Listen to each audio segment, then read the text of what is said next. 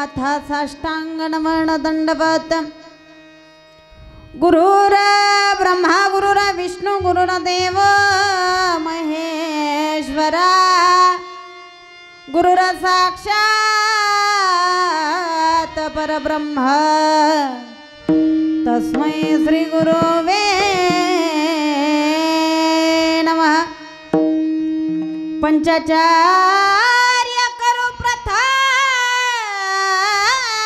नमन दुसरे चरण मन्मथाच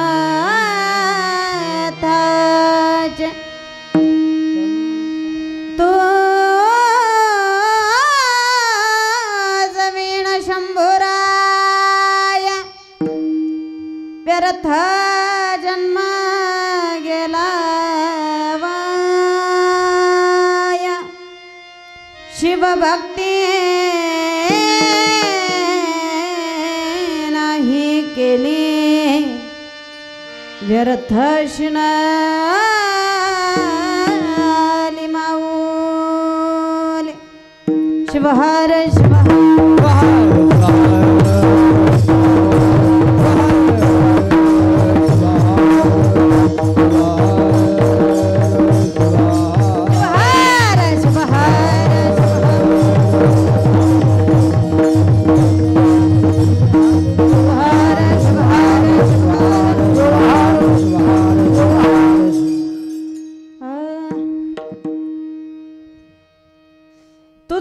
शंभुराया व्यर्थ जन्म गेला वाया शिवभक्ती नाही केली व्यर्थ शिनाली माऊली। सुशिक्षित परमार्थिकाची नगरी असणारी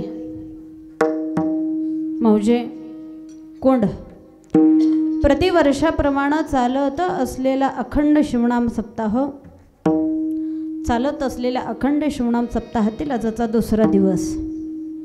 आजच्या दुसऱ्या दिवसाचं पुष्प गुंफण्याचं भाग्य माझ्यासारख्या अज्ञान बालकाच्या पदरी आलेलं आहे महाराज। उपस्थित असलेल्या सर्व पंचकृषीतून आलेल्या सर्व गायनाचार्य मंडळी मृदंगाचार्य पेटी मास्तर तुम्ही सर्व असणारे मायबाप असणारे वृंद जगाच्या पाठीवर साधू संत असणारे भरपूर होऊन गेले महाराज।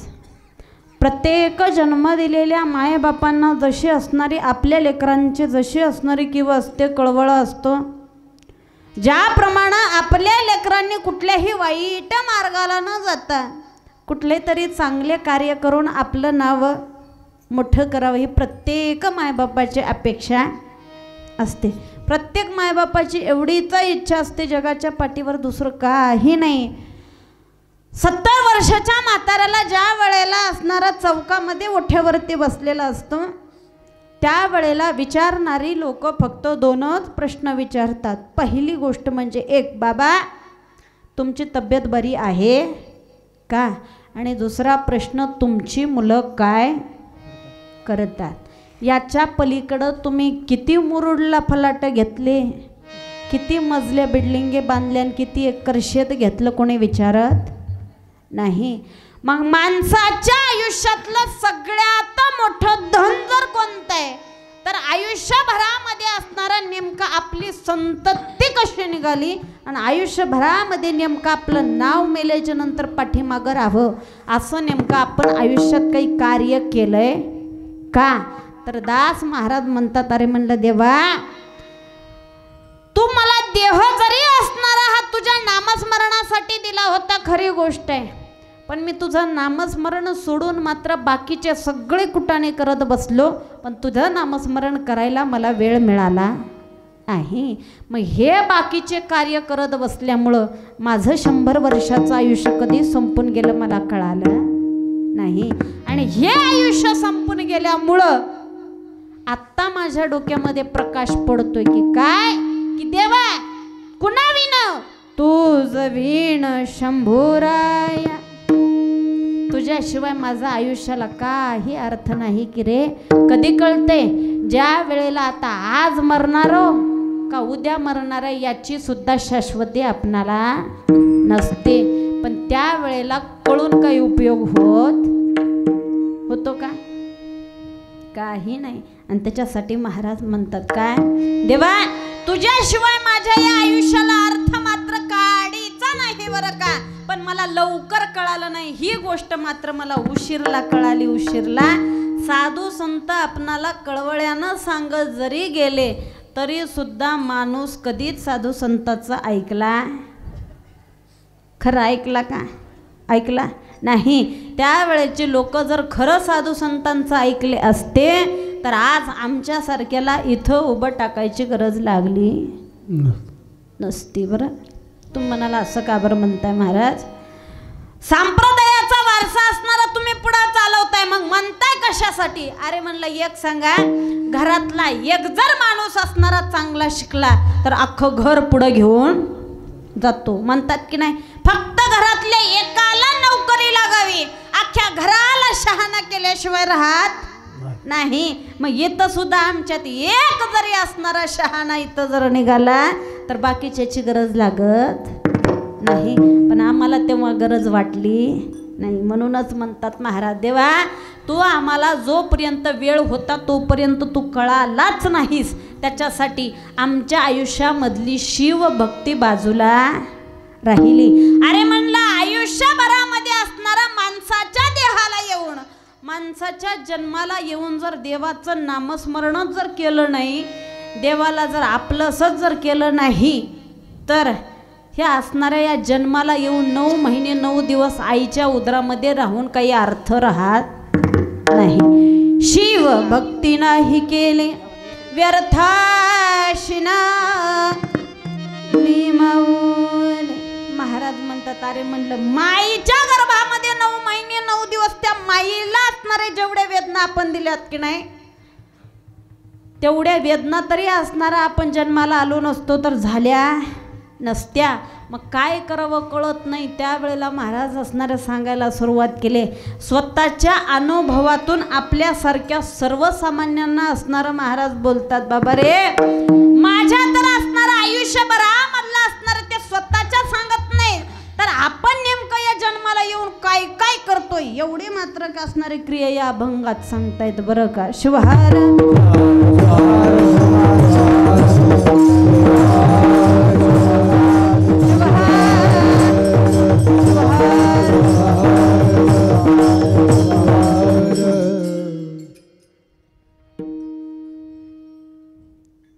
शिवसंप्रदायाचे थोर असंत असणारे महाराज असणार अभंगामध्ये बोलतात.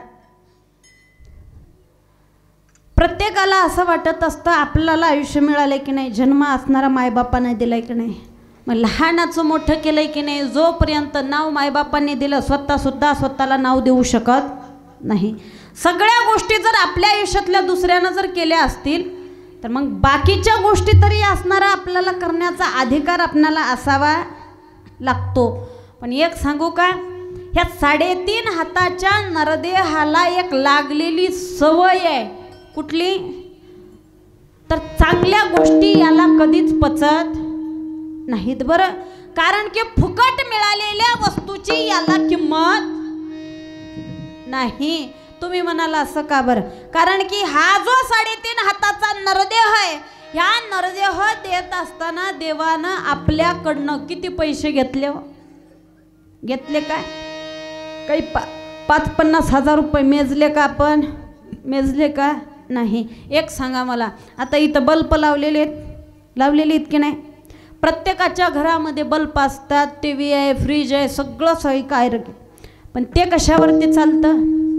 लाईटवरती चालतं की नाही? लाईट असणारी आपल्या घरामध्ये चालते खरी गोष्ट आहे, पण ती लाईट कशाच्या आधारावरती असते? मीटरच्या असते की नाही?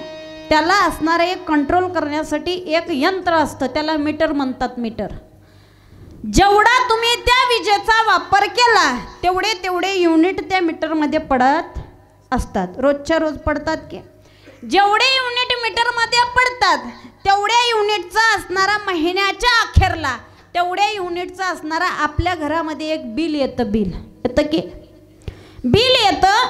आपण त्या हातामध्ये घेऊन बिल बघितलं, अरे म्हणलं 500 रुपये ह्या महिन्याला बिल आलं. एवढं कुठं जास्त असतंय का म्हणलं. यानं 2-4 महिने बिल भरलंच नाही. 4 महिने 6 महिने झाले बिलच भरलं नाही. 6 महिन्याच्या अखेरला असणारं बिलाबरोबर एक असणारं पत्र आलं, मेसेज आला आणि त्याच्यावरती लिहिलेलं होतं, बाबा एवढे महिने झाले असणारा 6 महिने झाला तुमचं लाईट बिल असणारा थकबाकीमध्ये पडलेलं आहे. ह्या तारखेपर्यंत तुम्ही जर लाईट बिल भरलं नाही तर या तारखेपर्यंत तुमच्या असणाऱ्या मीटरचं कलेक्शन कट्ट केलं जाईल. असा निरोप येतो की नाही. मग मला एक सांगा, एखादी 4-2 महिने जर लेट बिल भरायला झालं तर या लाईटीचा बिल असणारं तुमच्या दारात येतं, कलेक्शन कट्ट केलं जातो. मग ह्या डोळे रूपी लाईटचा आतापर्यंत कुणाच्या घरी बिल आलंय ते सांगा बरं. आलंय का? आजपर्यंत तुमचे 100 वर्षाच्या जवळजवळ 50, 60, 70 वर्ष वय झालं, आजपर्यंत असणारं डोळे रूपी लाईटचं बिल आलं का? आलं का? नाही की नाही. मग फुकटच वापरताय की नाही? वापरताय की काय पैसे मेजलेत का? नाही. नुसतं एक जर वेळेला असणारा डोळ्यानं अंधक दिसत असावं, डोळ्यानं अंधक दिसलेला माणूस कुठं गेला? डॉक्टरकडं. आणि डॉक्टरला सांगितलं, डॉक्टर साहेब डोळ्याला दिसत नाही हो. म्हणलं वय किती झालं बाबा? 50 वर्षे. 50 वर्ष वय झालं. डॉक्टर डोळे तपासून बघतो. तपासल्याच्या नंतर डॉक्टर या बाबाला सांगतो, बाबा तुमच्या डोळ्याच्यावरती असणारे परत आलेली आहे आणि ती काढून दुसरी लेन्स टाकावी लागेल. दुसरी लेन्स टाकण्यासाठी किती पैसे होतील? डॉक्टरांनी सांगितलं 20,000 रुपये लागतील. नुसते डुप्लिकेट लेन्स टाकण्यासाठी जर 20,000 खर्च करावे लागत असतील तर हा 3.5 हाताचा नरदेह बनवण्यासाठी त्याला किती खर्च करावा लागला असेल? मग फुकट मिळालेल्या वस्तूची माणसाला किंमत नाही. ज्या वेळेला असणारा दात पडले पुन्हा चौकी बसवायला गेला आणि चौकी बसवायला गेल्याच्या नंतर ज्या वेळेला डॉक्टर साहेब चौकीचे पैसे सांगतो की नाही, त्यावेळेला माणसाला कळतं की देवानं पहिलं 32 फुकटच दिलते आणि पुन्हा कायमचे 32 फुकटच दिलते. तरी सुद्धा एवढं होऊन एवढं सांगून सुद्धा माणसाला कळत नाही. अरे म्हणलं बाबा हा नरदेह कसा आहे? नर जन्म जडा वरील तरंग. अरे म्हणलं जसा पाण्यावरती बुडबुडा येतो की नाही, तसा पाण्यावरचा फुगा जसा फटमन फुटून जातो तशी अवस्था या देहाची महाराज. तरी सुद्धा माणसाला याची जाणीव नाही. म्हणून असणारं बाबा बोलतात, अरे म्हणलं देवा तुझ्याशिवाय याच असणाऱ्या 3.5 हाताच्या नरदेहाला किंमतच नाही, हे आजपर्यंत आम्हाला कळालं नाही.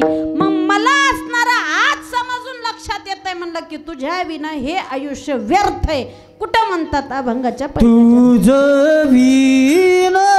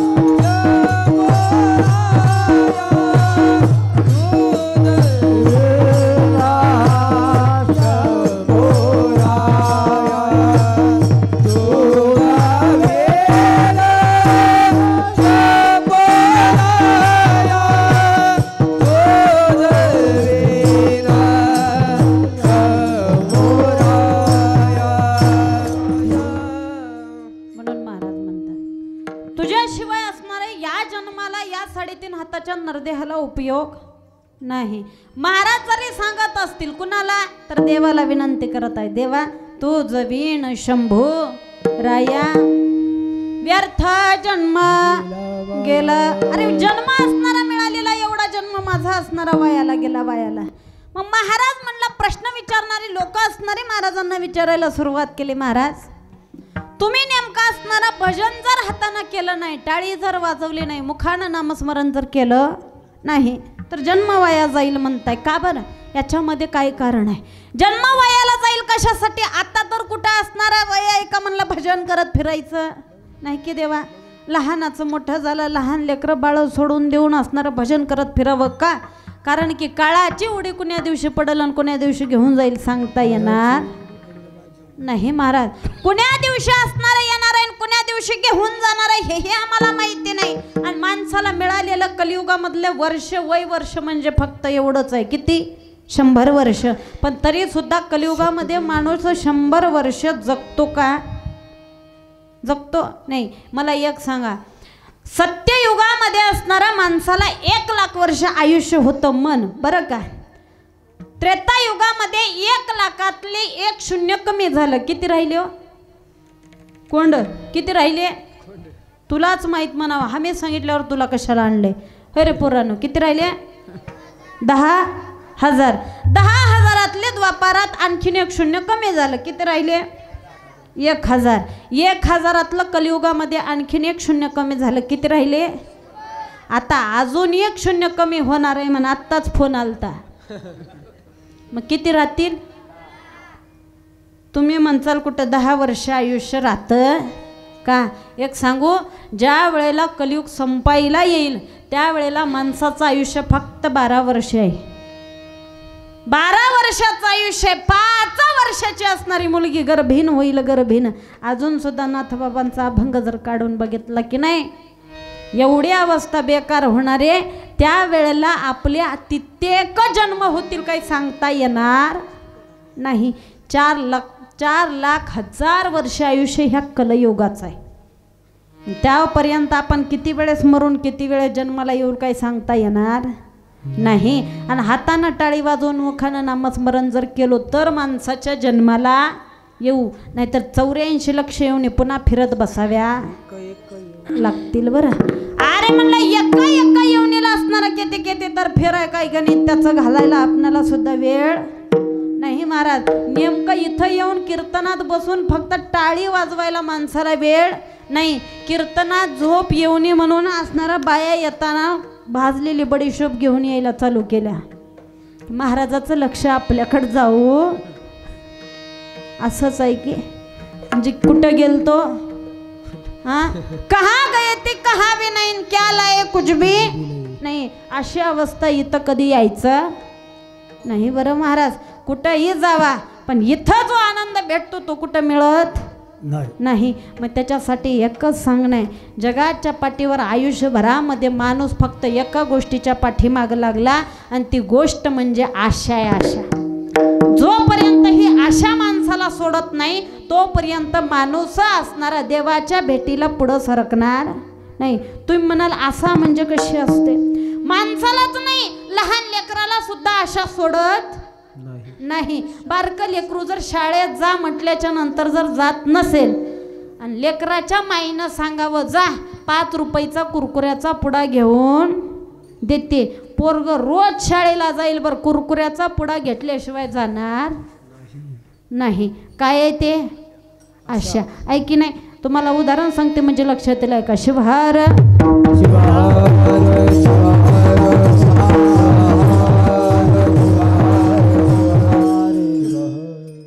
एका गावी कीर्तनाला गेलो. कीर्तनाला गेल्याच्या नंतर असणारे जेवण वगैरे झालं, रुपावळी सुरुवात होत होती आणि त्या वेळेला सोफा सेटवरती बसलो महाराज. त्या घरी बसले असताना एक 3 ते 3.5 वर्षाचं लेकरू होतं. ते लेकरू माझ्या बाजूला येऊन सोफा सेटवरती बसलं आणि सोफा सेटवरती बसून लेकरू असणारं पाय हलवायला सुरुवात केलं.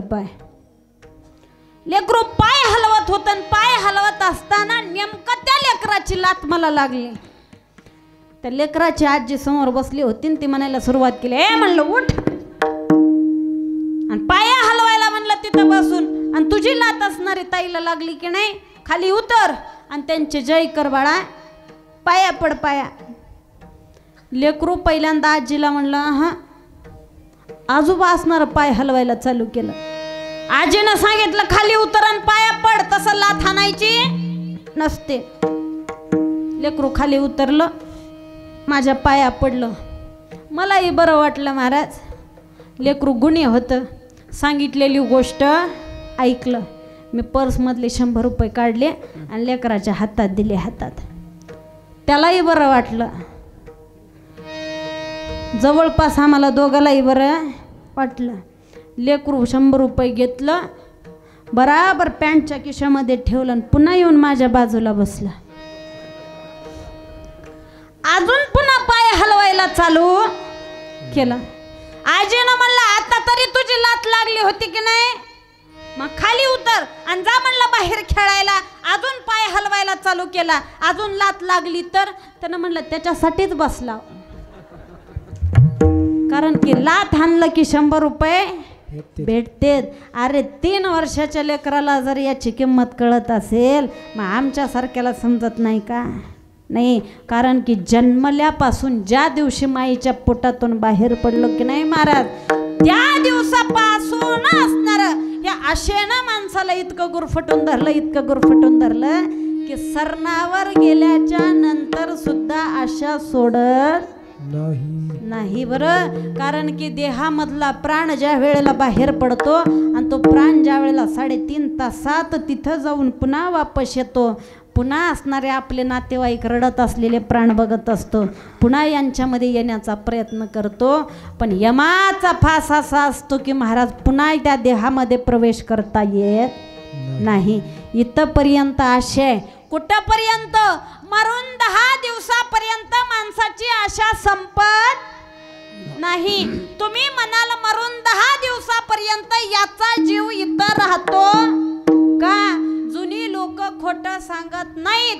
मेल्याच्या नंतर 10 दिवस जीव घरातल्या वळचणीला राहतो आणि ही खरी गोष्ट आहे. बरं, आशेवरनं सांगते एक नीट आहे का?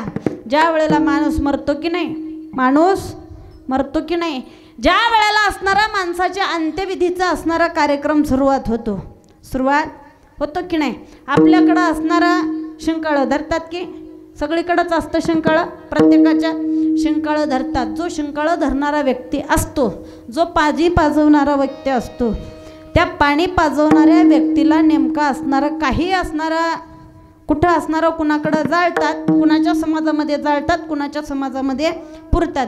काही कार्य असू द्या, ज्या वेळेला स्मशानभूमीमध्ये नेतो की नाही, गाडगा असतं, गाडगं असतं की, ज्या वेळेला गाडगा फिरवण्याची वेळ येते की नाही, त्यावेळेला अंत्ययात्रेमध्ये चालत असताना त्याचे सुद्धा काही नियम आहेत महाराज. कोणते? तर अंत्ययात्रेमध्ये चालत असताना अगोदर बाजीवाली मंडळी, त्याच्या पाठीमागं शिंकाळं धरणारा व्यक्ती, त्याच्या पाठीमागं प्रेत आणि प्रेताच्या पाठीमागं लोकांनी चालायचं असतं.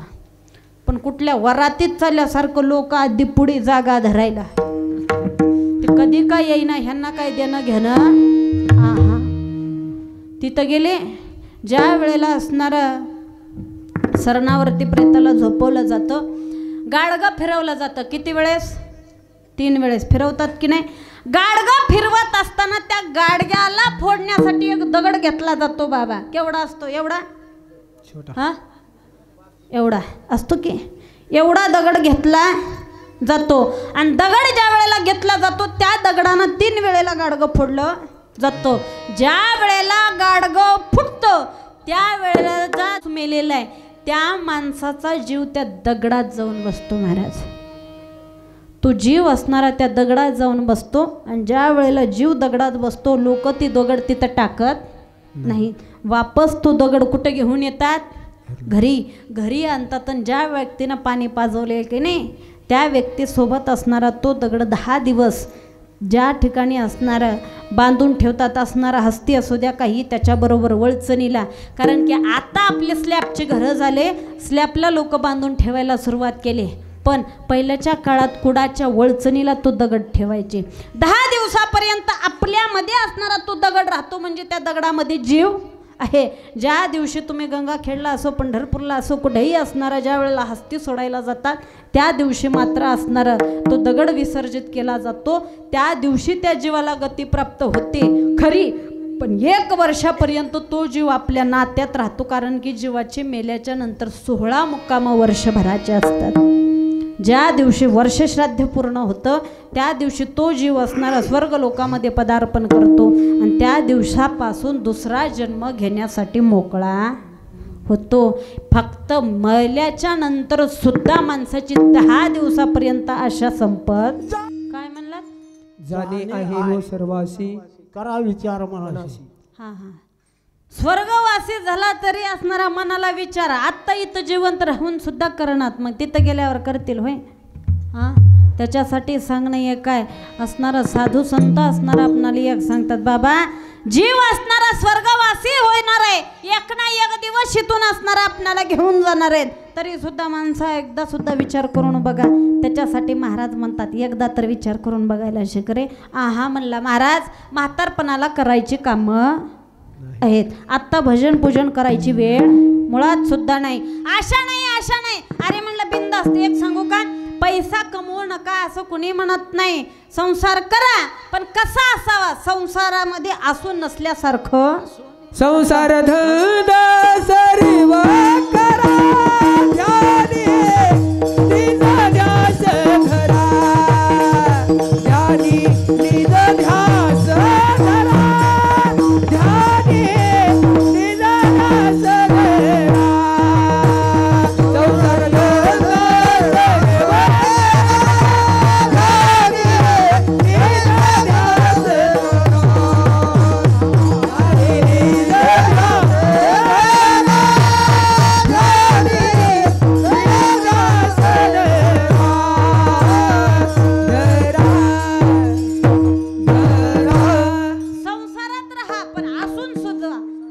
निज ध्यास ध्यास धरा.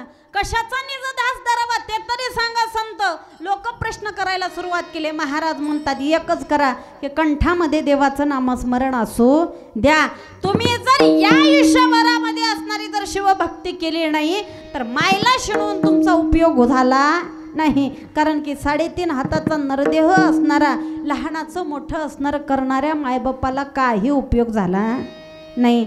ज्या मायबापांची फक्त एकच इच्छा असते की म्हातारपणाला आपल्या लेकरांनी आपणाला चांगलं ठेवावं दुसरं काही लागत नाही.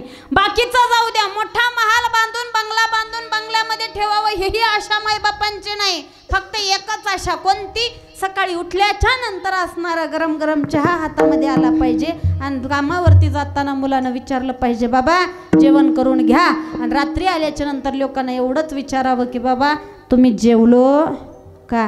याच्या एवढे श्रीमंत मायबाप जगाच्या पाठीवर कलयुगामधले दुसरे कुणीच नाहीत. तरी सुद्धा महाराज म्हणतात अरे म्हणलं तुम्ही एवढं सगळं काही केल्याच्या नंतर एवढं चांगलं म्हातारपण येण्यासाठी एकच करावं लागतं तर हातानं टाळीनं मुखानं नामस्मरण कोणतं करावं महाराज. महाराज म्हणले माझ्याविषयी जर चुकलं असेल तर खरंय पण तुम्ही तर ते करा अभंगाच्या दुसऱ्या चरणात शिवा भक्ती काही केली शिवा भक्ती काही केली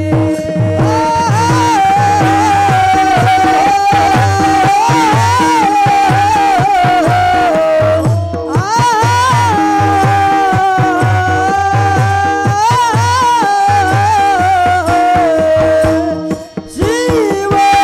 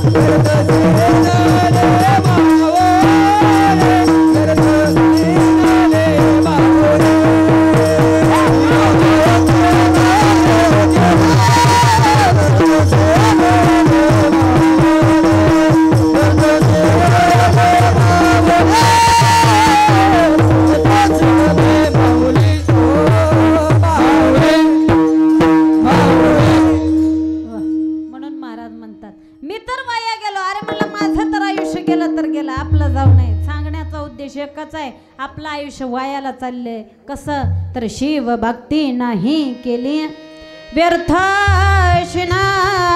लिमावली. अरे म्हणलं आयुष्यात येऊन असणाऱ्या जगाच्या पाठीवर या देहाशिवाय दुसरा देह नामस्मरण करू शकत नाही. मला एक सांगा, गाढवा कीर्तनाला येतात का? नाही. येतात नाही की नाही? मग जे कीर्तनाला येत नाहीत ते तुम्हीच म्हणला बरं, मी म्हणणार बरं. तेच सांगणं हो.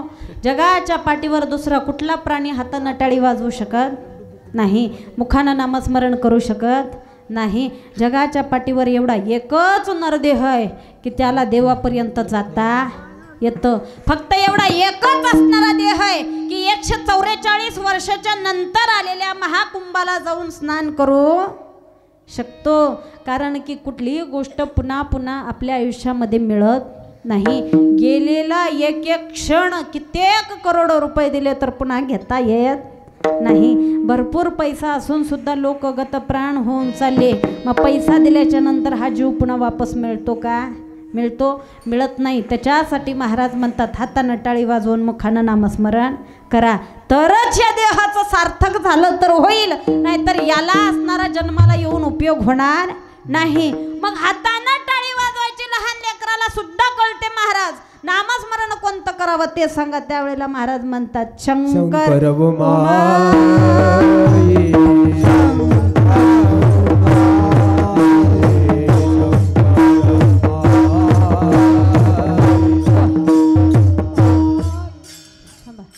सप्त्याला किती वर्ष झाली माय? ती बी तूच सांग म्हणावा. होय, 10 वर्ष झाली की?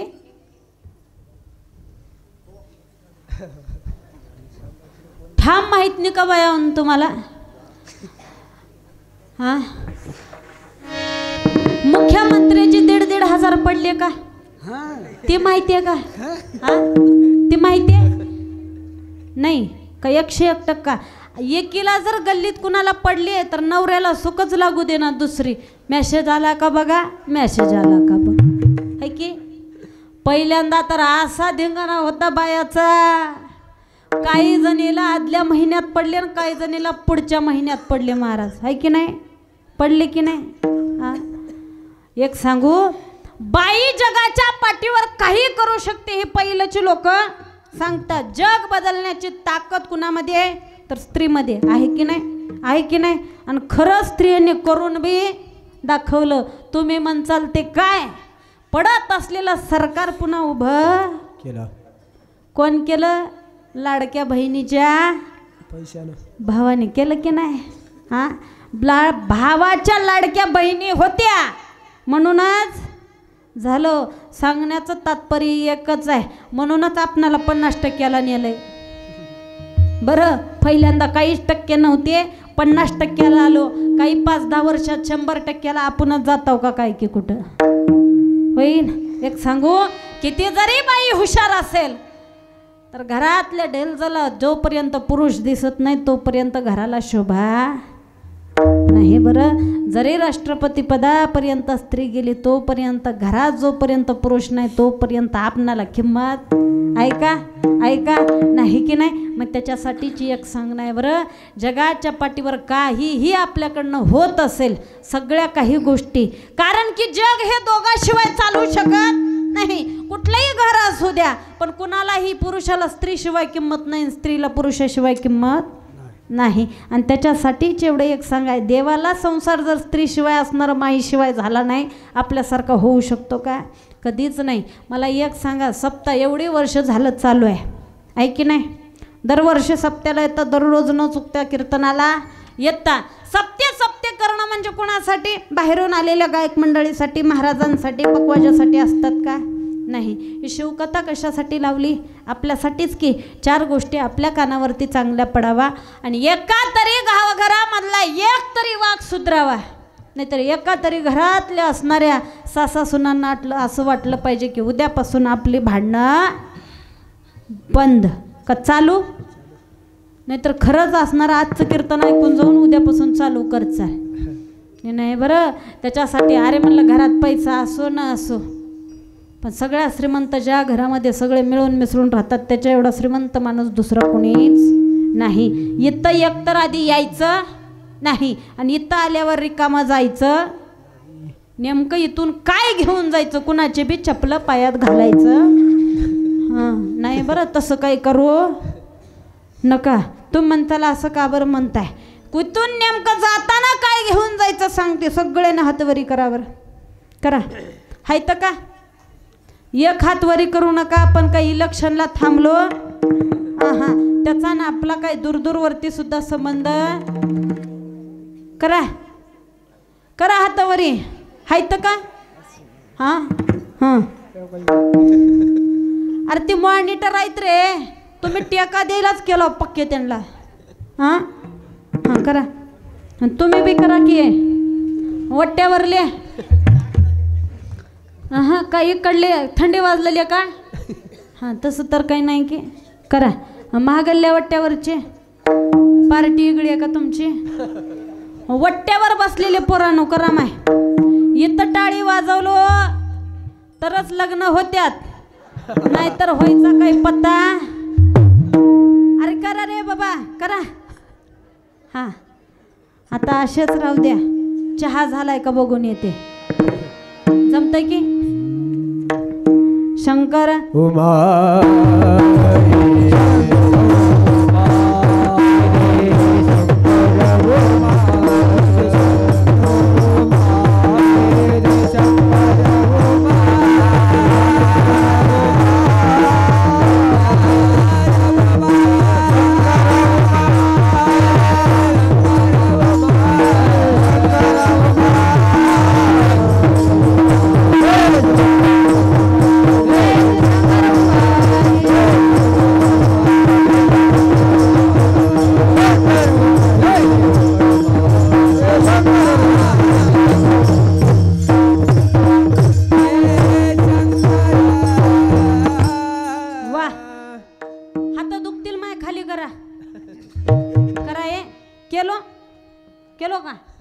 मला एक सांगा, तुम्ही सगळे माझ्यापेक्षा शहाणे आहात.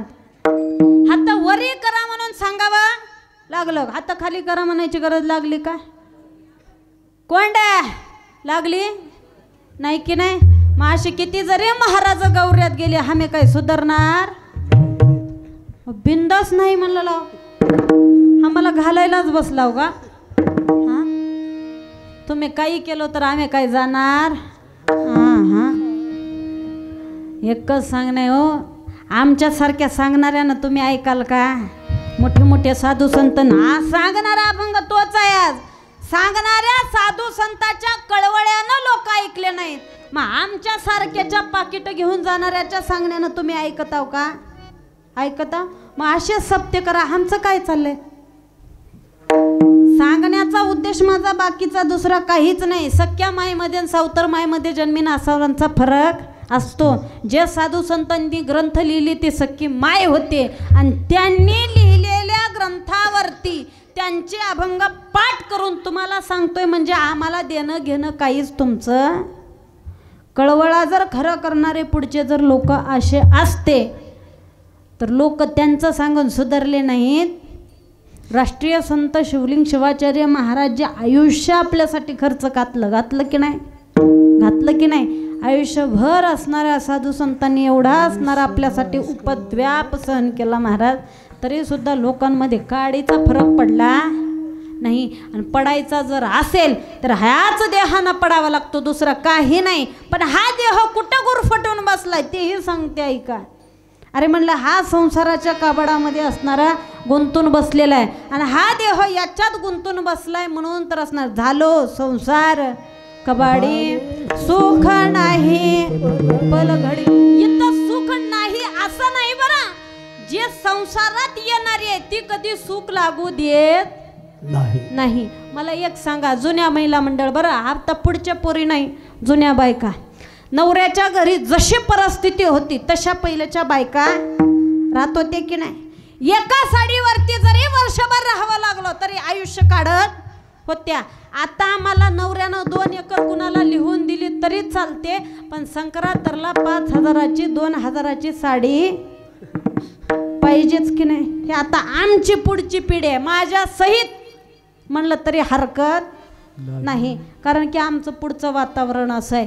एक सांगू, देणारा जरी आपलं ऐकत असेल, मागणाऱ्यानं वैतागून जाईपर्यंत कधी मागायचं नाही.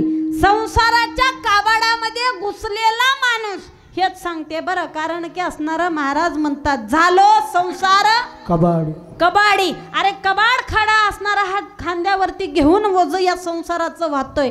कसं म्हणजे तुम्हाला उदाहरण सांगते म्हणजे लक्षात येईल का. शिवहार शिवहार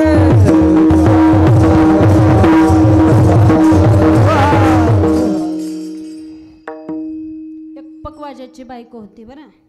दुसऱ्यावर कशाला आपल्याला घेतलेलं बरं राहते. माझेही मालक मृदंगच वाजवतात.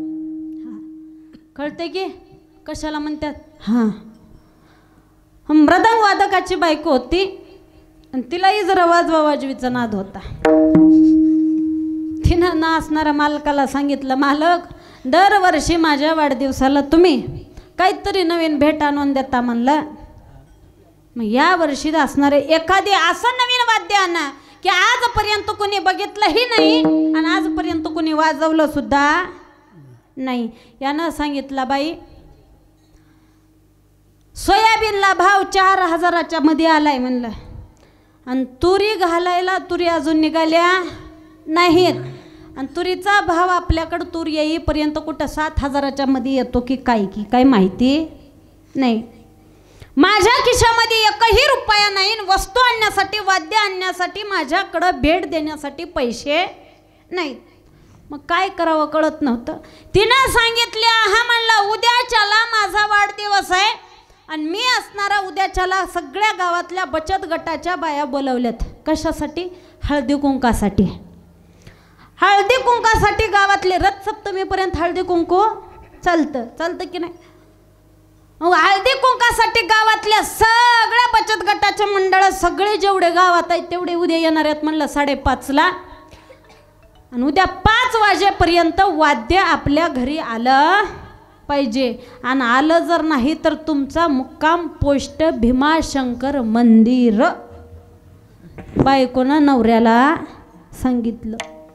त्यानं म्हणलं आता काय करावं कळत नाही. सप्ताह तोपर्यंत 7 दिवस जेवायला मिळल, पण सप्ताह संपल्यावर कुठं जावं. भीमाशंकराच्या पायऱ्यावर सुद्धा बसू देणार नाही. काय करावं कळत नव्हतं. बाहेर आला, येऊन ओट्यावरती मंदिराच्या बसला. 4-2 मंडळी असणाऱ्या जवळ आली. काय झालं म्हणलं, दादा काय झाले. सगळ्यांनी असणार विचारलं. यानं म्हणलं काही नाही हो.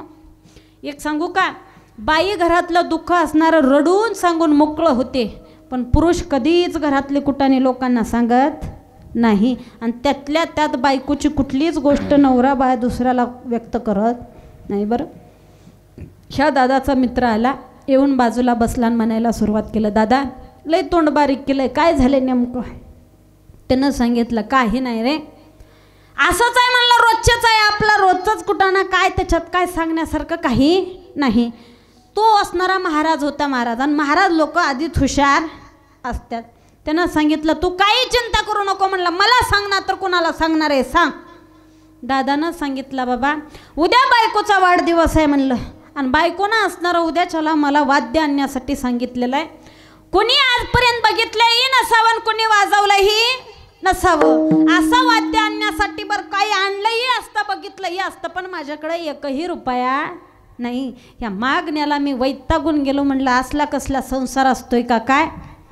महाराजांना सांगितलं, तू काही चिंता करू नको म्हणला, तू घरी जा आणि जाऊन तुझ्या बायकोला सांग म्हणलं उद्या 6 वाजेपर्यंत वाद्य घरी येईल. त्यानं म्हणला, माझ्याकडे पैसे नाही, तू चिंता करू नको म्हणला, मी घेऊन येतो. घरी गेला, बायकोला सांगितलं. सकाळी सकाळी असणारा 6 वाजता हा महाराज म्हणणारा उठला आणि नेट कुंभाराच्या घरला गेला. कुंभाराच्या घरी गेला, असा डेरा बघितला आणि डेरा घेऊन नेट रानात पिंपळाचं मोठं झाड बघितलं. झाडाला बसलेला आग्या म्हावळाच्या माश्या जेवढ्या बसतील तेवढ्या डेऱ्यात भरल्या. वरून एक येळणी पालथी घातली आणि पुऱ्या डेऱ्याला गिफ्ट पेपर चिटकवला महाराज. आणि वर एक चिठ्ठी लिहिली. संध्याकाळचे 5:30 वाजले अख्ख्या गावच्या बाया पैठण्यांनी सुन हिच्या घरला, कोण पब पाडून, कोण पार्लरला जाऊन. काही म्हातारे एक काम केलं त्या, काय साध्या साध्या साड्या घालून बसलेल्या त्या. बाकीच्या बाया पैठण्या घालून चाललेल्या बघितल्या आणि घरात जाऊन साधी साडी फेडून पुन्हा काटापदराची साडी नेसून हिच्या घरला. 5:30 वाजता हिचं घर गच्च भरलं. एका नवरीचं नवीनच लग्न झालं. नवीनच लग्न झालं. लग्न झाल्याच्या नंतर सासूबाईनं सांगितलंय, म्हणलं चल हळदी कुंकू म्हणलं फलानीच्या घरी, आणि सगळं गावची बाई चालली आहे म्हणलं आपणाला बी जायचे. चल निघाले महाराज. गावचं सगळं वराड हिच्या घरी गोळा झालं. 5:30 वाजले.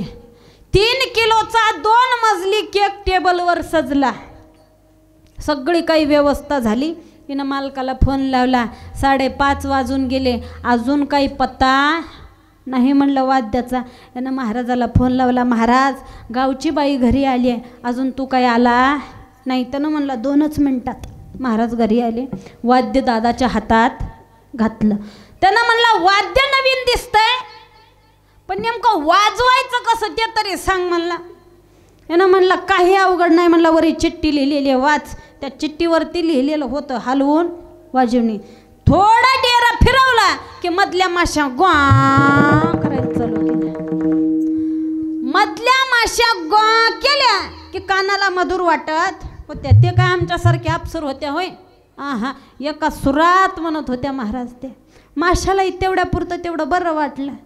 यानं असणारं चांगलं आहे की म्हणला, नेला बायकोच्या हातात दिलं.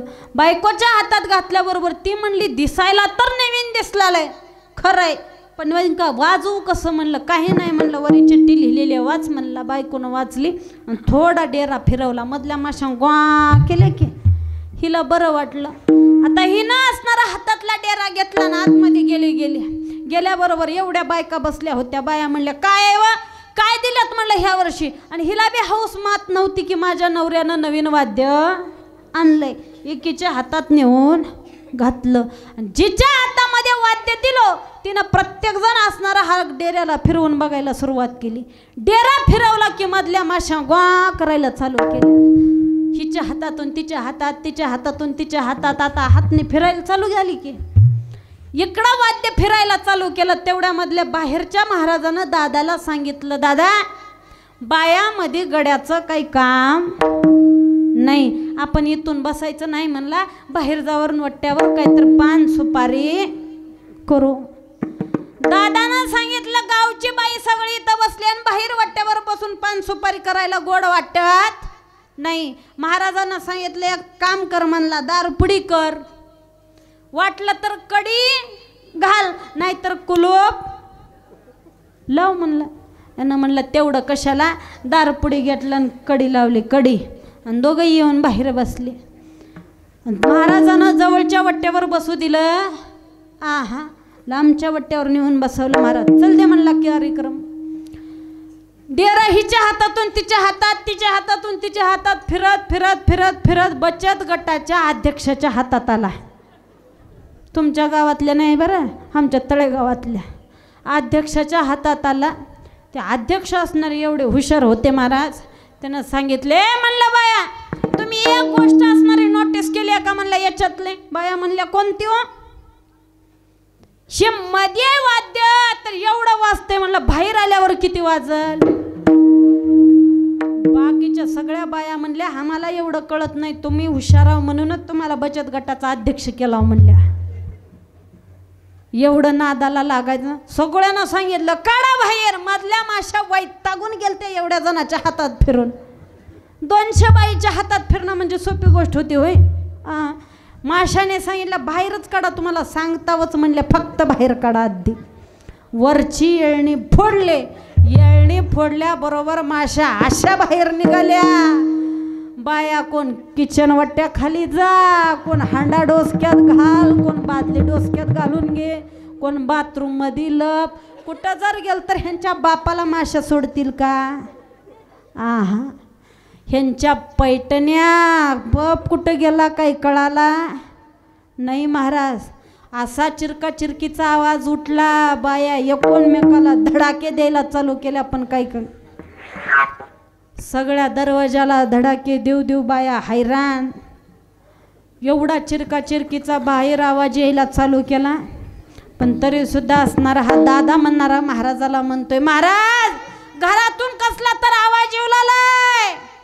महाराजांना सांगितलं, दादा गबस, बचत गटाचं नवीन गाणं निघालंय वाढदिवसाचं, अर्धा तास मध्ये जायचं नाही. अर्धा तास निघून गेला. हे शांत शांत शांत बसले महाराज. आणि अर्ध्या तासाच्या नंतर दादानं जाऊन हळू दार काढलं. माशा चावून चावून दमून भीतीवर जाऊन बसल त्या. दादा वाट करत करत सगळ्या घराचा धिंगाणा धिंगाणा वाट करत करत करत दादा मध्ये जाईपर्यंत केकच्या टेबलच्या बाजूला नव्हती. त्याच्यासाठी सांग नाही बरं. महाराज आपणाला सांगताय, दृष्टांत संपला सिद्धांत सांगायचा नीट आहे का. झालो संसार कबाडी, दुसरं तिसरं कशाला नाही. यालाच म्हणतात जे पाहिजे म्हणलेली ती गोष्ट प्राप्त करून देणं म्हणजे संसाराचं ओझं आपल्या खांद्यावरती कबाडखाना घेऊन फिरणं, यालाच म्हणतात. कारण की असा जर संसार करायला चालू केलो तर याच्यामध्ये सुख नाही पलघडी. अरे म्हणलं सुखाची प्राप्तीची तो होणारी नाही. मग महाराज ते तरी सांगा म्हणलं, सुखाची प्राप्ती असणारी जर या आयुष्यामध्ये जर आपणाला मिळणारी नसेल, ह्या संसारात जर भेटणारी नसेल, तर संसारात जर असणारा सुखाची प्राप्ती होत नसेल तर काय करावं लागेल, कुठपर्यंत जावं लागेल, नेमकं काय होईल. महाराज म्हणले, जर अरे संसारात इतके जर गुंतून बसायला सुरुवात केलो तर इथले सगळेजण पैशाचे भाऊबंद आहेत. कसे आहेत सगळेजण, सब है पैसे के भाई,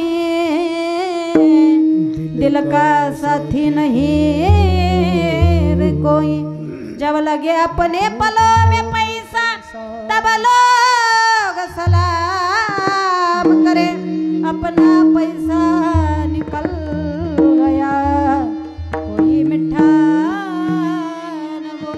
कोणी असणारा आपणाला पुन्हा गोड बोलत नाही महाराज. मग महाराज एवढ्या गोष्टी जर आमच्या आयुष्यातल्या खऱ्या नसतील तर महाराज म्हणले, एवढ्या नादाला लागण्यापेक्षा, ह्या आयुष्याचा नाश करत बसण्यापेक्षा नेमकं काय करावं. महाराज म्हणले, अभंग आयुष्याचा नाश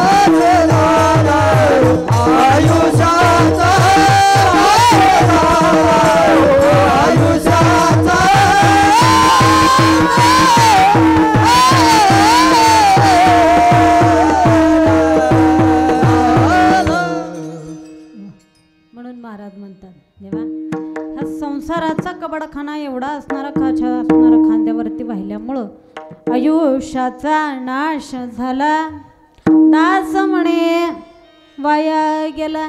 संसार रूपी जर असणारा बोज आपल्या असणाऱ्या माथ्यावरती आपल्या डोक्यावरती जर वाहून घ्यायला सुरुवात केलो, कारण की संसारातली कुठलीच गोष्ट खरी राहत नाही, सगळं आहे ते खोटं आहे महाराज. आणि हे खोटंच आपणाला मोठं करतंय. कधीपर्यंत? हा देह वाचणारा, आपल्या देहातून वाचणारा जीव बाहेर पडेपर्यंत. कारण की देवानं असणारा हे 100 वर्षाचं आयुष्य दिलेलं म्हणजे आपली एक परीक्षेला दिलेला वेळ आहे. ज्या प्रमाणात 10वीतल्या वर्गातल्या बोर्डातल्या लेकराला 3 तासाचा जसा वेळ दिला जातो, त्या 3 तासामध्ये खरं उत्तर लिहितं लेकरू का खोटं लिहितं हे जसं लेकराच्या मनावरती असतं, त्याचप्रमाणे हे 100 वर्षाच्या आयुष्यामध्ये त्या देवाचं हे लेकरू नेमकं 100 वर्षाच्या आयुष्यात काय काय करतं हे ह्याच्या मनावरती सोडलं जातं. आणि म्हणून महाराज म्हणतात, तुम्हाला खोटं लिहायचं आहे का खरं लिहायचं आहे 3 तासात लिहून घ्या, 100 वर्षात लिहून घ्या, पण याचा खरं आहे का खोटं आहे याचा मोजमाप मात्र तिथं गेल्यावर झाल्याशिवाय राहणार नाही. वर्गावरती गार्डिंगला असणाऱ्या शिक्षकाला प्रत्येक विद्यार्थी लिहत असलेलं उत्तर माहिती आहे, पण त्याच 3 तासात शिक्षक असणारा विद्यार्थ्याला म्हणत नाही, बाबा ह्या प्रश्नाचं उत्तर तू चुकीचं लिहितोयस, म्हणतो का? म्हणत नाही. त्याचप्रमाणे ज्या वेळेला शिक्षकाच्या हातात पेपर येतो, ज्या वेळेला तपासायला शिक्षक बसतो, ज्या वेळेला चुकीचं उत्तर वाटलं त्यावेळेला फुली मारतो, तसंच या 100 वर्षाच्या आयुष्यातलं इतिहास आहे की ज्या दिवशी असणारं आयुष्यभर आपण चांगलं करतोय, वाईट करतोय, सगळ्या काही गोष्टी तो सहन करून घेतो, पण ज्या दिवशी तिथं जातो की नाही त्या दिवशी फुल्या मारायला चालू करतो. दुसऱ्याचं असणारं आपल्याला चांगलं करणं होत नसेल ना, नका करू, पण वाईट करण्याच्या सुद्धा मार्गाला जाऊ नका. आधीच म्हटलं जातं काय की भला किसी का कर न सके तो बुरा किसी का मत करना, पुष्प नहीं बन सकते हो तो काटे बना कर मत रहना. अरे म्हणलं असणारं लोकांचं चांगलं करणं होत नसेल ना, नका करू, पण वाईट राजचत्र मार्गाला जाऊ नका. महाराज म्हणलं मग वाईट बुद्धी येण्याचं कारण नेमकं काय आहे ते तरी सांगा. महाराज म्हणतात, जोपर्यंत त्याच्याजवळ जाणार नाही तोपर्यंत ही बुद्धी आल्याशिवाय राहणार नाही. म्हणून महाराज म्हणतात चांगलं करून घ्यायचं असणार तर काय करावं लागेल? महाराज म्हणतात एकच करावं लागेल की त्याच्याशिवाय पर्याय नाही. तो जवीन शंभूराया व्यर्थ जन्म गेला वाया, शिवभक्ती नाही केली व्यर्थ शिनाले मामूले. त्याच्यासाठीच असणारं बोलण्याच्या ओघामध्ये माझ्या वाणीतून एखादा शब्द कटू गेला असेल, तुम्हाला पटला नसेल, तुमच्या हृदयाला रुतला असेल, माझ्या अबाल बुद्धीचा दोष समजून मला परत करा.